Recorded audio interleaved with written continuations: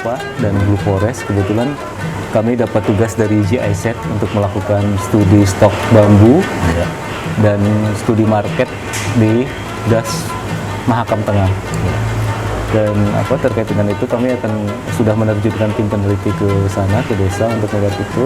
Tapi kebetulan Bapak di Jogja, kami ingin tahu mumpung di sini bertanya terkait dengan bambu. Mengapa Desa Genting Tanah mengangkat bambu sebagai potensi untuk dikembangkan, Pak? Begini, karena kalau saya lihat di daerah-daerah lain, bambu itu sangat dibutuhkan pengganti kayu. Terutama di desa saya adalah memiliki potensi bambu yang luar biasa. Sayang tidak dimanfaatkan karena masyarakat belum memiliki kemampuan itu, atau memiliki, termasuk desa saya belum bisa memanfaatkan bambu itu tersebut. Sedangkan jenis bambu di tempat saya berbagai macam jenis. Apa saja, Pak, yang bisa disebut? Kalau tidak salah itu ada 17 macam jenis bambu. Saya tidak tahu jenisnya, ada pring tali, ada pring belayan, ada tamiang, ada petung, ada bambu gading, dan banyak lagi lah yang tidak saya bisa sebutkan namanya.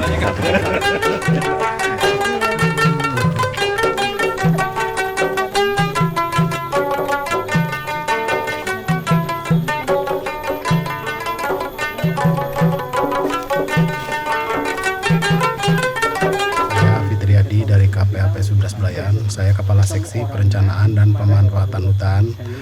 Saya mengucapkan terima kasih kepada GIZ yang bekerja sama dengan Yayasan Bambu yang telah melakukan observasi dan penelitian di wilayah kami di KPHP 11 Belayan.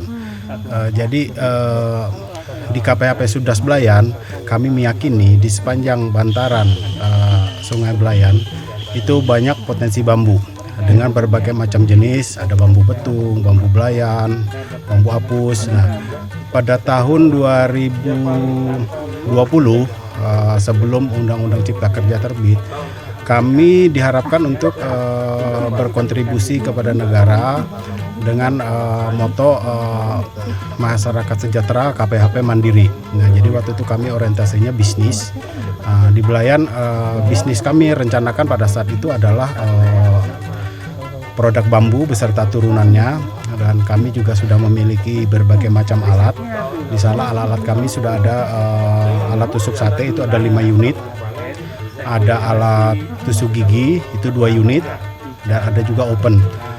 Dengan berjalannya waktu ternyata setelah terbitnya Undang-Undang Cipta Kerja tahun 2020 dan PP nomor 22, 23, 24 ditindaklanjuti dengan Permen LHK nomor 7 sama nomor 8, itu KPH diharapkan untuk tidak lagi mandiri, tidak lagi berbisnis.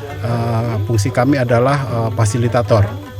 Jadi kami alat-alat yang sudah terlanjur kami beli, kedepannya akan kami pinjam pakaikan atau kami hibahkan ke masyarakat. Kebenaran di kami itu di wilayah hilir, yang wilayahnya Das Belayan tersebut merupakan gambut. Di sana sudah ada 6 SK perhutanan sosial, dan ada 1 SK perhutanan sosial tersebut di Desa Genting Tanah. Dia KUPS-nya itu adalah produk bambu.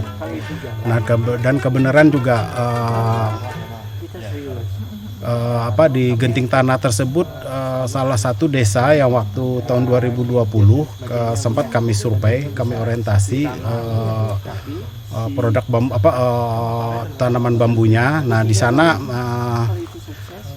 potensi bambu cukup lumayan, dan kami juga melalui penyuluh sudah melakukan pendekatan ke masyarakat. Jadi harapan kami dengan kerjasama dengan GIZ dan Yayasan Bambu ini, kami mengharapkan peran para pihak membantu kami dengan keterbatasan yang kami miliki agar KUPS yang ada di sana bisa jalan dengan produk olahan bambunya, agar masyarakat di sana bisa meningkatkan perekonomiannya melalui kegiatan perhutanan sosial, dengan salah satunya adalah produk olahan bambu. Demikian, Pak. Penelitian ini fokus pada bambu di wilayah Kesatuan Pengelolaan Hutan Produksi, Unit 26 Subdas Belayan yang ada di Kabupaten Kutai Kartanegara, Kalimantan Timur. Ini bambu haur bilang kami di sini. Ciri-cirinya ini batangnya agak kecil, lain dengan yang agak besar yang sering dipakai orang di sini. Itu sering orang di daerah Kenohan tuh pakai untuk penimbul keramba untuk melihara ikan. Itu aja ya paling banyak orang ngambil tuh. Kalau untuk di kampung nih ya jarang. Kita sendiri lihat di kampung tuh sedikit-sedikit tuh kurang pemakaian ini. Berdasarkan saran KPHP Subdas Belayan, Yayasan Bumi, dan para pihak yang lain, kami memutuskan untuk fokus pada Desa Genting Tanah yang mengangkat bambu sebagai komoditas unggulan.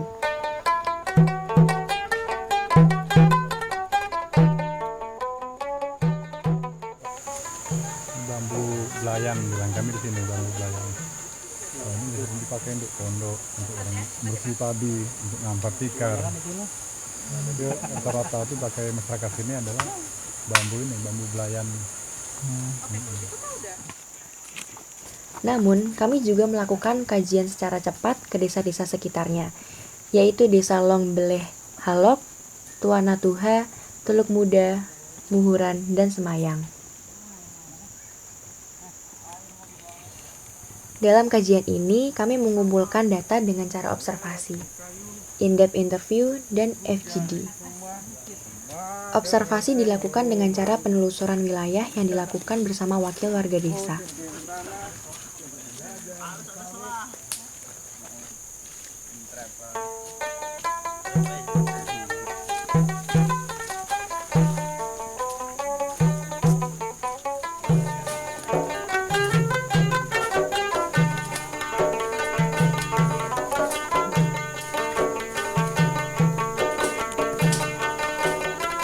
Khusus untuk menghitung stok bambu, kami melakukan pengamatan dengan cara transek membuat kotak berukuran 100 x 20 meter di wilayah yang memiliki rumpun bambu. Kotak transek dipilih pada wilayah yang memiliki sebaran bambu terbanyak. Dia tanahnya permukaannya di bawah. Wawancara yang kami lakukan bersifat informal seperti sebuah obrolan biasa. Dia semakin lembab banget kan. Jadi kan yang belayar ketemu suasananya sangat terang ya. Jadi kelembapan sangat terang. Penelitian kami berhasil mengumpulkan 12 jenis bambu, yaitu pereng belayan, buluh tali, haur, haur kuning, haur duri, petung, buluh, bambu Cina, hinas atau tamiang, nurwangsa, sulur, dan lantar. Dari semua jenis itu yang terbanyak adalah bambu belayan, tali, dan haur.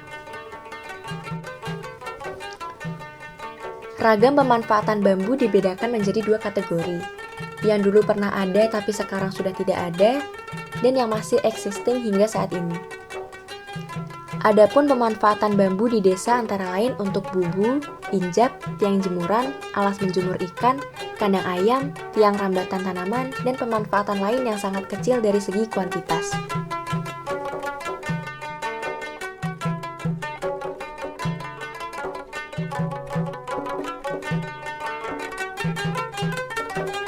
Area distribusi bambu di Das Belayan adalah di kebun milik warga, sepanjang sungai, dan di hutan desa atau adat.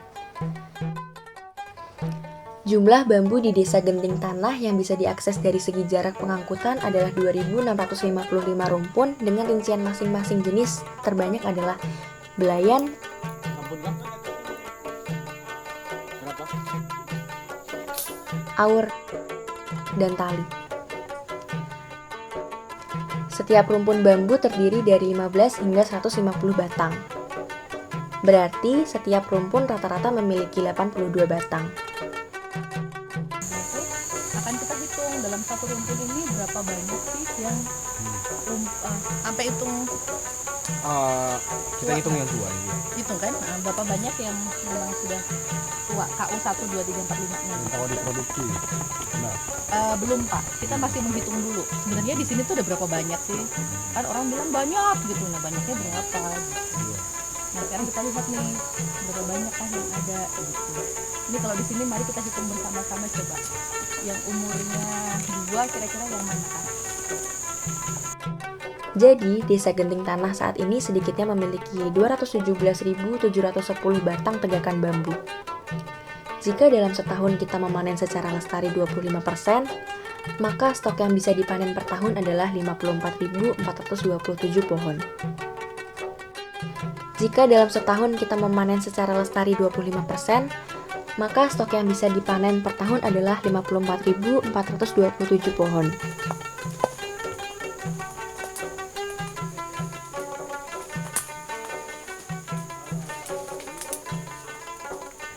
Untuk mengetahui pemahaman pada tingkat masyarakat atas bambu, kami melakukan FGD yang dipandu oleh beberapa pertanyaan kunci seperti apa harapan masyarakat dari sektor usaha bambu ke depan, peluang dan hambatan, serta para pihak yang berpotensi untuk dapat bekerja sama dalam bisnis bambu. Kami berharap untuk kedepannya usaha bambu ini bisa bermanfaat lah bagi masyarakat kami yang selama ini dibiarkan aja, tidak ada manfaat sama sekali. Untuk selanjutnya untuk kerajinan tangan atau apalah yang bisa untuk menambah penghasilan masyarakat. Sementara ini untuk kerajinan tangan kalau bisa ayam-ayaman sama cangkir, kalau bisa sama garpu sama sendoknya. Harapan kami dari kami LPHD dengan adanya semacam pelatihan ini bisa menambah wawasan kami, jadi bisa memilah dan memilih mana yang bambu yang baik dan yang mana yang nggak baik untuk dipakai untuk dibikin keterampilan. Pengembangan bisnis bambu di Das Belayan dapat dimulai dari KUPS Tanjung Jayanata di Desa Genting Tanah yang sudah mencantumkan kerajinan bambu sebagai usaha pokoknya.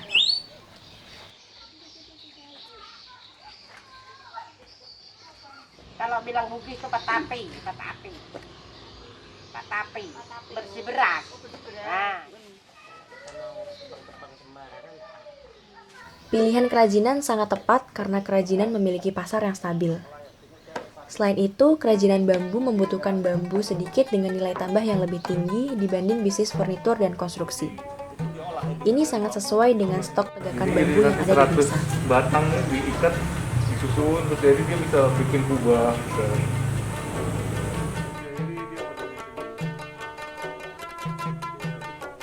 KUPS Tanjung Jayanata kebetulan sudah mendapat dukungan dari banyak pihak seperti pemerintah desa, KPHP Das Belayan, dan Yayasan Bumi.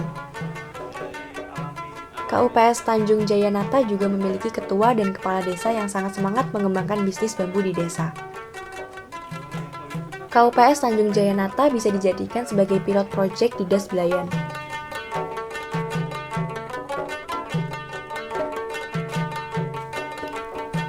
Jika perintisan ini berhasil, desa-desa lain dengan meyakinkan akan mengikuti. Apalagi pendapatan dari kebun dan sungai kian tahun kian merosot.